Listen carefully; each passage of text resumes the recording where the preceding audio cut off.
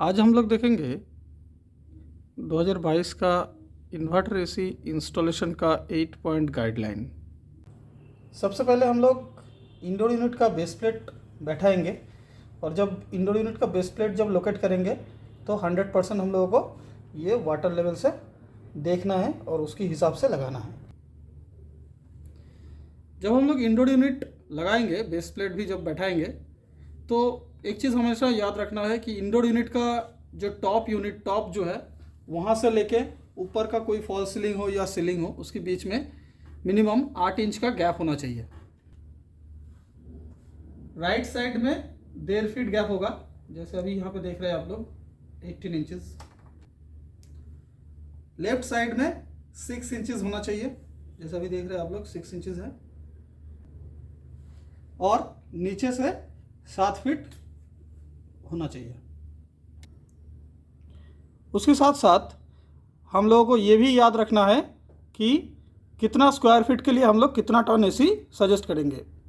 जैसे कि 100 square feet के लिए 1 टन, 150 स्क्वायर फीट के लिए 1.5 टन एंड 2 टन के लिए 200 स्क्वायर फीट हम लोग सजेस्ट करेंगे। जब हम लोग आउटडोर यूनिट को लगाएंगे उस टाइम भी 1-2 चीज़ ध्यान रखना है, जैसे कि रबर ग्रोमेट लगाना है आउटडोर की लेग में और उसमें नाट लगाना है। जैसे यहाँ पे रबर ग्रोमेट लगा हुआ है, ऐसे ही हम लोगों को हर एक लेग में 4 लेग में 4 अलग अलग रबर ग्रोमेट लगाना है। जब आउटडोर बैठाएंगे तो अब ध्यान रखना पड़ेगा, आउटडोर के पीछे जो कंडेंसर है और उसके पीछे जो वॉल रहेगा उसके बीच में मिनिमम 1 फीट का गैप होना चाहिए। राइट साइड में, मतलब जिस तरफ सर्विस वाल्व रहेगा उस तरफ 2 फीट गैप छोड़ना है। लेफ्ट साइड में 1 फीट गैप छोड़ना है, क्योंकि हम लोगों का जो कंडेंसर है वो एल टाइप है, तो बाएं तरफ से भी उसको हवा मिलना चाहिए। सामने की तरफ से जहाँ से हवा फेंक रहा है एसी, वो सामने की तरफ से हम लोग हमेशा ट्राई करेंगे जितना ओपन रहे, बट मिनिमम 3 फीट गैप आपको छोड़ना ही छोड़ना है। नॉर्मली जब हम लोग पाइपलाइन करेंगे तो एलजी के साथ जो पाइपलाइन जो आता है उसमें फ्लेयरिंग किया हुआ रहता है, जैसे आप लोग देख रहे हैं। अगर ऐसा नहीं रहेगा तो आपको फ्लेयरिंग करना पड़ेगा, या फिर अगर मान लीजिए पाइप आप एक्सटेंड कर रहे हैं तो उस टाइम आपको पाइप एक्स्ट्रा जोड़ने के बाद उसमें फ्लेयरिंग करना पड़ेगा, जो एलजी रिकमेंडेड जो फ्लेयरिंग किट है उससे। तो ये है एलजी रिकमेंडेड फ्लेयरिंग किट, जिससे हम लोगों को मिलेगा ट्यूब कटर। इसमें 2 बियरिंग भी दिया हुआ रहता है, तो इसके बीच में आपको पाइप को फंसाना है, उसके बाद इसको टाइट करना है और इसको एक ही तरफ से मूव करके इसको काटना है। और इसके बाद इसके साथ रहता है डिबरिंग टूल्स। डिबरिंग टूल से हम लोग पाइप का अंदर वाला जितना भी बार है उसको क्लीन करते हैं, ये वाला नोज से। देन ये है आपका ब्लॉक, और ये स्पेशल टाइप टूल्स है जिसमें फ्लेयरिंग हो जाने के बाद कट साउंड होता है और फ्लेयरिंग उसके बाद वो फॉल्स हो जाता है। ये है एलजी का रिकमेंडेड ब्लॉक प्रेशर। देखिए, इसको जैसे ही मैं लूज़ कर रहा हूँ या अगर मैं इसको टाइट करूँ तो फ्लेयरिंग के दौरान पाइप का जो फ्लेयरिंग है वो एकदम परफेक्ट होता है, और फ्लेयर हो जाने के बाद अपने आप ये फॉल्स हो जाएगा। ये है एलजी रिकमेंडेड टॉर्क रेंज। इससे हम लोग फ्लेयर नट को एग्जैक्ट टॉर्क के हिसाब से, न्यूटन मीटर के हिसाब से टाइट कर सकते हैं। जैसे हम लोगों की एलजी में रिकमेंडेड है क्वार्टर पाइप के लिए जितना टॉर्क सेट करना पड़ेगा, लाइक 18 to 24 Nm, वैसे सेट करने के लिए हम लोगों को सबसे पहले पाइप का जो फ्लेयर नट को हम टाइट करेंगे उस हिसाब से ये रेंज को लेना पड़ेगा। जैसे अभी 17 नंबर क्वार्टर पाइप के लिए, उसके बाद 22 नंबर 3/8 के लिए, हाफ इंच पाइप के लिए जब टाइट करेंगे 24 नंबर, क्योंकि हम लोगों के पास अभी ये तीनों साइज़ का पाइप है। 5/8 पाइप अभी हम लोगों के पास नहीं है, तो बाकी जो है वो यूटिलाइज़ नहीं होगा। तो हम लोगों को जो पाइप हम लोग सेट करेंगे उस हिसाब से हम लोग टॉर्क को सेट करेंगे, और फाइनली टॉर्क रेंज से हम लोग इसको फ्लेयर नट को टाइट करेंगे। और इससे क्या होगा, इससे 90% गैस लीकेज का जो परसेंटेज है वो कम हो जाएगा। अभी हम लोग थोड़ा सा पाइपलाइन का भी बात करेंगे। जैसे यहाँ पे आप लोग देख रहे हैं कि 1 टन एंड 1.5 टन के लिए दिया हुआ है। स्टैंडर्ड पाइप लेंथ सबके लिए 5-5 मीटर है। मैक्सिमम एलिवेशन, मतलब ये इंडोर टू आउटडोर यूनिट का हाइट ये मैक्सिमम 7 मीटर हम लोग कर सकते हैं। टोटल पाइपलाइन हम लोग मिनिमम जो है वो 3 मीटर कर सकते हैं और मैक्सिमम 1 टन के लिए 15 मीटर एंड 1.5 टन के लिए 20 मीटर तक कर सकते हैं। बट अगर पाइपलाइन एक्सटेंड होगा तो आपको एडिशनल गैस भी चार्ज करना पड़ेगा। जैसे 1 टन एसी के लिए 5 मीटर की बाद से 10 मीटर अगर 10 ग्राम करके पर मीटर में आपको एक्स्ट्रा गैस डालना है। 1.5 टन में 5 मीटर के बाद से 20 ग्राम पर मीटर के हिसाब से आपको एक्स्ट्रा गैस चार्ज करना है। इसके बाद अगर आपका कॉपर पाइप एक्सटेंड हुआ है तो आपका वायर भी आपको जॉइंट करना पड़ेगा। तो वायर जब जॉइंट करेंगे आपको एक चीज़ ध्यान रखना है, वायर का गेज जो है वो प्रॉपर होना चाहिए। जैसे 1 टन के लिए 1 square mm 4 core cable, 1.5 ton के लिए 1.5 square mm 4 core cable, 2 ton के लिए 2.5 स्क्वायर mm 4 कोर केबल।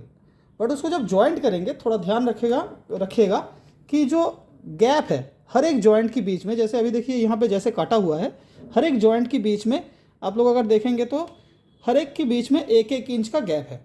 तो इससे क्या होगा, क्योंकि जॉइंट बाहर रहता है तो कभी भी वो ब्लैक टेप जो भी हम लोग लगाएंगे वो ख़राब हो सकता है।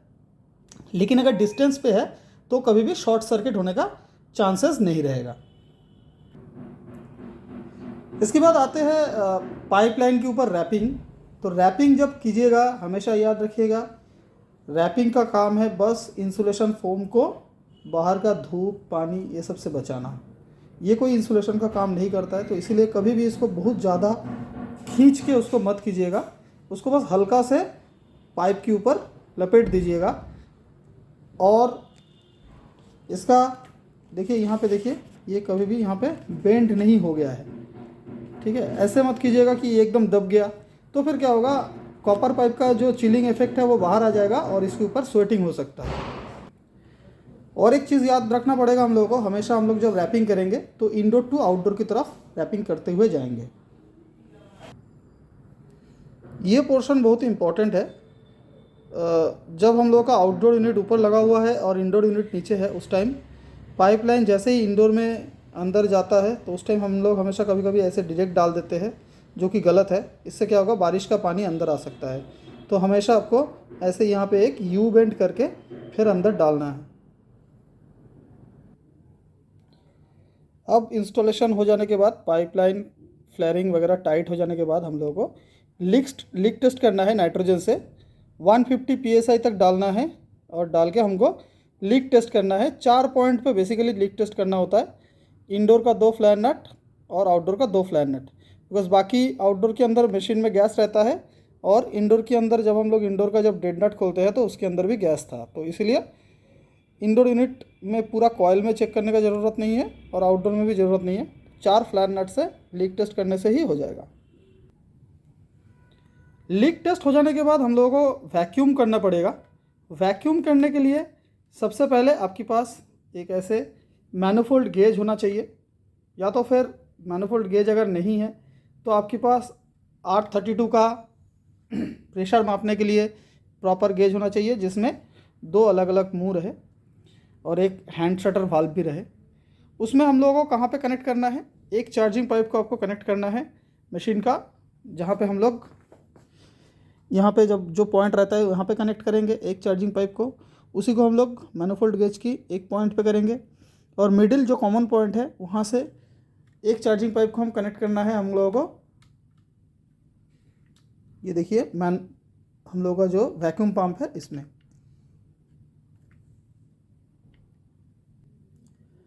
जब हम लोग वैक्यूम करेंगे याद रखेंगे दोनों सर्विस वाल्व बंद होना चाहिए, क्योंकि हम लोग पाइपलाइन और इंडोर यूनिट को वैक्यूम कर रहे हैं। तो ये दोनों वाल्व बंद रहेगा और ये गेज में जब तक -30 ना आ जाए तब तक आपको वैक्यूम करते रहना है और मिनिमम 15 से 20 मिनट ड्यूरिंग इंस्टॉलेशन 15 से 20 मिनट आपको वैक्यूम करना है।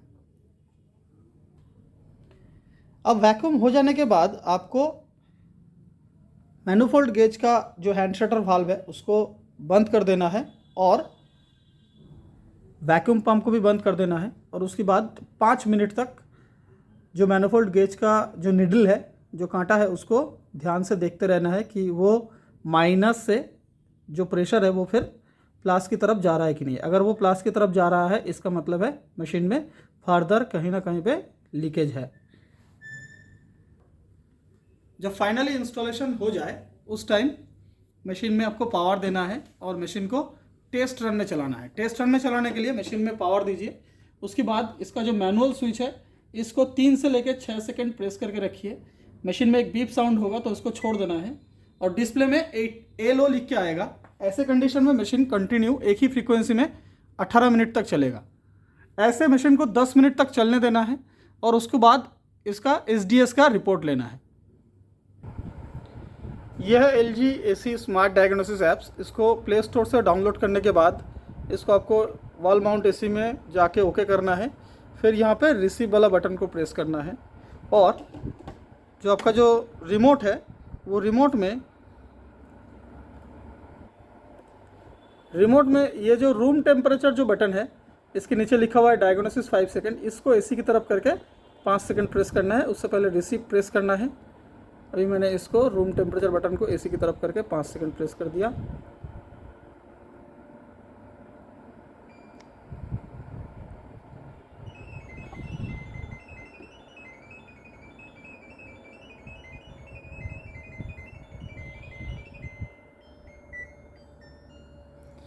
यहाँ पे हम लोग AC का टोटल डेटा देख सकते हैं। इनटेक या temperature, total performance, voltage, ampere सब कुछ चेक कर सकते हैं। इसको एक्सपोर्ट रिपोर्ट करना है। मॉडल नाम आपको डालना है, जैसे AC का जो मॉडल नंबर रहेगा। इंस्टॉलेशन लोकेशन कौन सा एरिया में लगा हुआ है। यहाँ पे आपको इंस्टॉलर का नाम, इंस्टॉल या सर्विस इंजीनियर का नाम डाल दीजिए। और रिमार्क्स में अगर आप कुछ लिखना चाहते हैं लाइक कॉल नंबर भी आप लिख सकते हैं, तो वो कॉल नंबर लिख के इसको एक्सपोर्ट कर दीजिए तो ये गैलरी में सेव हो जाएगा। और इसी डेटा को आपको जब कॉल क्लोजिंग करेंगे उसके दौरान कॉल के अंदर इसको अटैच कर देना है। फाइनली जब सब कुछ कंप्लीट हो गया तो फाइनली हम लोगों का काम है जो जगह हम लोगों की वजह से गंदा हुआ है उसको थोड़ा साफ़ कर देना। और सबसे ज़्यादा इम्पोर्टेंट जो है वो है इंडोर आउटडोर कनेक्टिंग होल जो है उसको वाइट सीमेंट से ब्लॉक कर देना है। तो अभी तक हम लोग इंस्टॉलेशन का 8 की गाइडलाइन देख रहे थे। और ऐसा एक पेपर जब हम लोग इंस्टॉलेशन करने जाते हैं, कोई भी कार्टून खुलते हैं तो उसके अंदर से आपको ऐसे मिलेगा और इसको देख के भी आप आगे काम कर सकते हैं। फाइनली सब कुछ हो जाने के बाद आपको कॉल जब क्लोज़ करेंगे तो उसमें 5-6 फोटोग्राफ्स आपको अटैच करना है। जैसे नंबर 1 इंडोर का लोकेशन, आउटडोर का location, SDS data, hole closing photographs, indoor outdoor model serial photo, ये सारा इम्पॉर्टेंट डॉक्यूमेंट्स आपको कॉल में अटैच करना है और फाइनली काम को क्लोज़ करना है। Thank you.